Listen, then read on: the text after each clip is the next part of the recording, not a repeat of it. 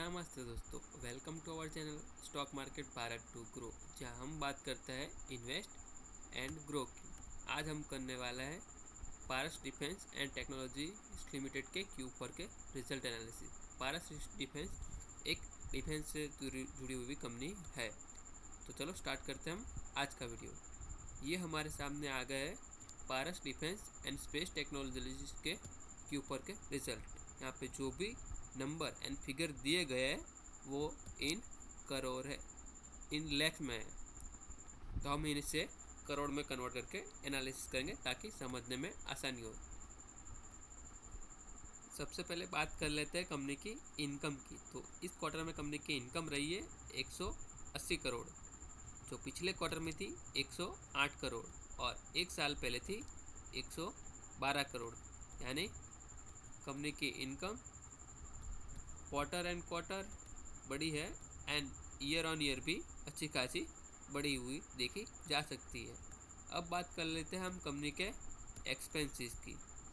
तो कंपनी के एक्सपेंस इस क्वार्टर में रहे हैं 134 करोड़ और पिछले क्वार्टर में थे 85 करोड़ और उसके पिछले साल में थे 85 करोड़। यानी कंपनी के एक्सपेंस जो क्वार्टर ऑन क्वार्टर बढ़े हैं एंड ईयर ऑन ईयर भी बढ़े हुए देखे जा सकते हैं। अब बात कर लेते हैं हम कंपनी के नेट प्रॉफिट, यानी कि प्रॉफिट आफ्टर द टैक्स। इस क्वार्टर में कंपनी का प्रॉफिट रहा है 38 करोड़, जो पिछले क्वार्टर में था 15 करोड़ और एक साल पहले था 20 करोड़। यानी कंपनी के प्रॉफिट इस बार ईयर ऑन ईयर बढ़े हैं और क्वार्टर ऑन क्वार्टर बढ़े एंड ईयर ऑन ईयर भी अच्छे खासे बढ़े हुए देखे जा सकते हैं। क्वार्टर ऑन क्वार्टर देखें तो मैसिव जंप है और ईयर ऑन ईयर देखें तो उसमें और भी मैसिव जंप देखी जा सकती है। सेम चीज़ हमको कंपनी के EPS में भी नज़र आती हुई दिखती है। तो कंपनी के इस क्वार्टर का कंपनी के EPS रहा है 4.27, जो पिछले क्वार्टर में था 2.26 और एक साल पहले था 2.45। यानी कंपनी का EPS भी डबल होते हुए दिखता हुआ है।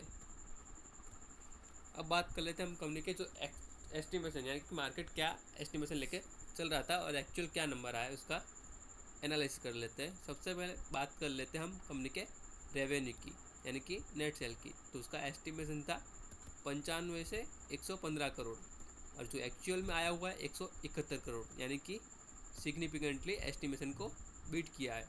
अगर बात कर ले नेट प्रॉफिट की तो उसका एस्टिमेशन था 14 से 20 करोड़ और एक्चुअल में आया हुआ है 34 करोड़, यानी कि मोर देन द डबल, यानी सिग्निफिकेंटली एस्टिमेशन को बीट किया है।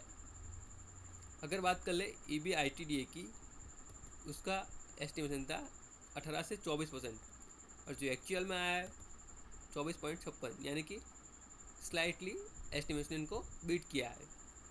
अब बात कर ले फुल ईयरली रेवेन्यू की, तो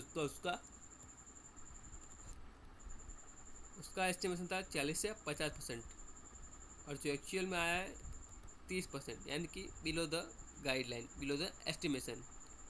डिविडेंड की बात कर लेते, यानी कि कंपनी ने इस बार कॉर्पोरेट एक्शन भी दिया हुआ है।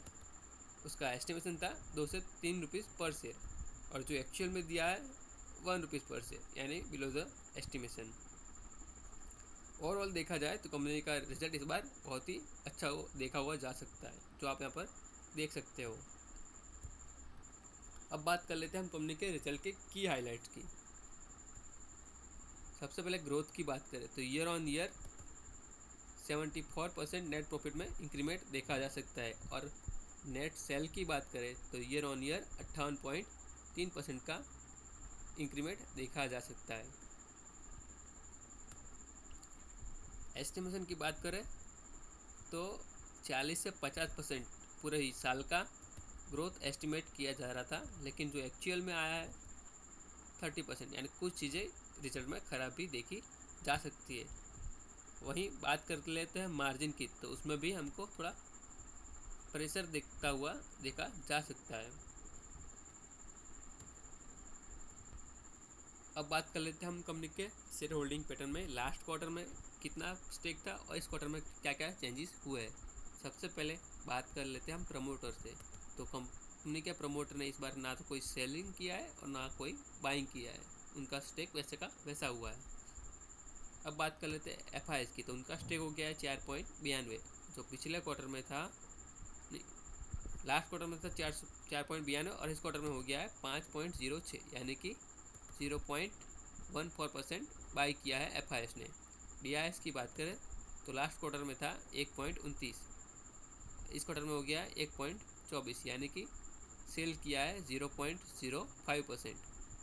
म्यूचुअल फंड की बात करें तो उनका स्टेक लास्ट क्वार्टर में था 1.07, इस क्वार्टर में हो गया है 1.10, यानी कि 0.03% स्टेक बाई किया है। पब्लिक की बात करें तो उनका लास्ट क्वार्टर में शेयर था 40.60% और इस क्वार्टर में रहा है 40.51, यानी कि पब्लिक ने भी अपना स्टेक कम किया है 0.09%।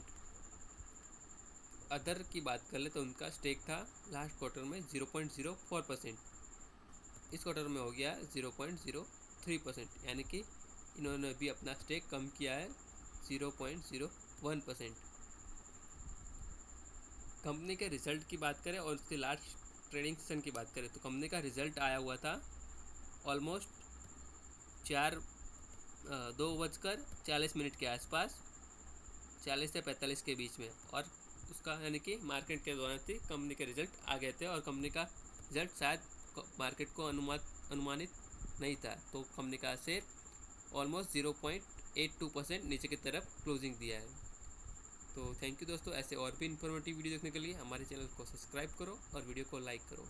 अब मिलते हैं हम नेक्स्ट वीडियो में।